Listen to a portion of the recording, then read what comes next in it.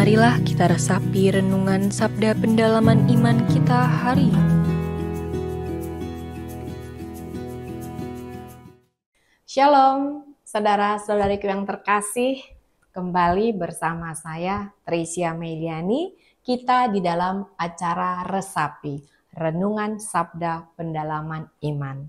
Nah, kali ini saya akan mengulas sedikit secara singkat dari bacaan Sirach 6 ayat 5-7 dan Markus 10 ayat 1 sampai dengan 12. Saudara-saudari yang terkasih, pasti kita punya teman dan sahabat, ya, betul ya, pasti ya. Nah, antara teman dan sahabat ada sedikit perbedaan. Kalau sahabat itu lebih dari sekedar teman, ya kan ya. Nah, namun perjalanan waktu itulah baru kita tahu mana ini teman dan mana ini yang menjadi sahabat sejatiku. Nah, saudara-saudara yang terkasih, seorang sahabat itu adalah teman yang setia dalam keadaan apapun. Dalam keadaan happy, senang, dan keadaan susah atau yang tidak menyenangkan. Disitulah seorang sahabat selalu ada. Kalau seorang sahabat hanya mau pada saat kita happy, pada saat kita senang, dan pada saat kita tidak di dalam situasi yang mengenakan atau menyenangkan, dia tidak ada, dia adalah bukan sahabat sejati. Karena sahabat sejati, dia selalu bersedia menemani dalam keadaan kondisi kita apapun. Pada saat kita happy, tadi dia selalu ada. Tapi pada saat keadaan kita sebaliknya, tidak ada satu teman atau sahabat yang datang. Apalagi menawarkan bantuan. Ditelepon aja juga tidak angkat. Kenapa? Karena dia bukan sahabat sejati dan karena tidak ada manfaat yang bisa mereka dapatkan dari kita. Satu lagi saudariku yang terkasih.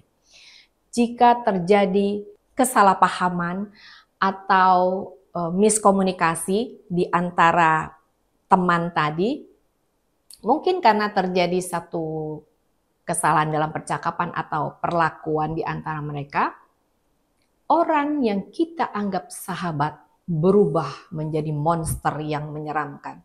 Karena dia membuat cerita yang disebarkan kemana-mana, bahkan ditambahi bumbu-bumbu supaya beritanya menjadi sedap dan nikmat oleh orang yang membaca atau mendengarkan hoax tersebut. Saudara-saudara yang terkasih, kadang kita memang terlalu cepat menilai atau menganggap teman-teman kita itu adalah sahabat. Dan tidak sedikit karena kita menganggap sahabat, semua apa yang kita alami, kita ceritakan. Kita mau dia juga turut merasakan sebagaimana kita kalau sudah menjadi sahabat, kita pun mau mendengar dan menerima keluhan atau kondisi yang sedang dialami oleh sahabat kita. Nah, karena kita terlalu cepat sehingga kita belum melewati suatu masa atau ujian, apakah benar dia adalah sahabat kita? Saudara-saudari yang terkasih, mencari musuh 1000 itu jauh lebih mudah dibandingkan mendapatkan satu orang sahabat sejati.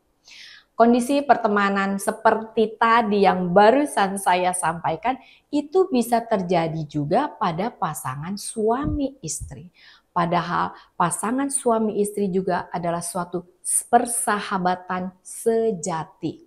Dan tidak sedikit pula pasangan seperti itu terjadi. Kenapa? Karena mereka menikah bukan berdasarkan kasih. Fondasi pernikahan mereka bukan cinta kasih. Bisa saja sang pria melihat karena wanita ini cantik, wanita ini rapih, wanita ini tutur katanya lembut. Langsung dia pilih menjadi istrinya.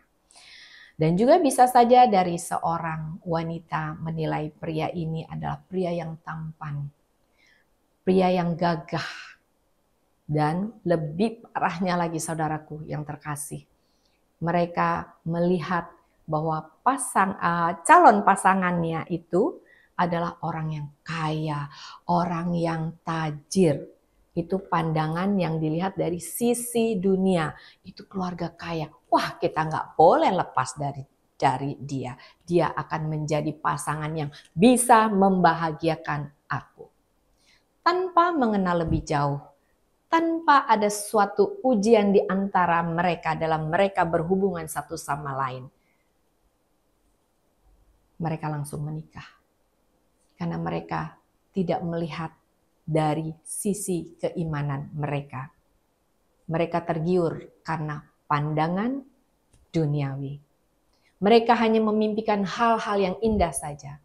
Maka saatnya badai datang menerpa mereka, baik kondisi ekonomi yang merosot, suami terkena PHK, usaha bangkrut, suami atau istrinya terganggu kesehatannya sehingga merepotkan atau mengganggu aktivitas mereka. Mereka tidak sanggup menghadapi bersama, mereka bercerai.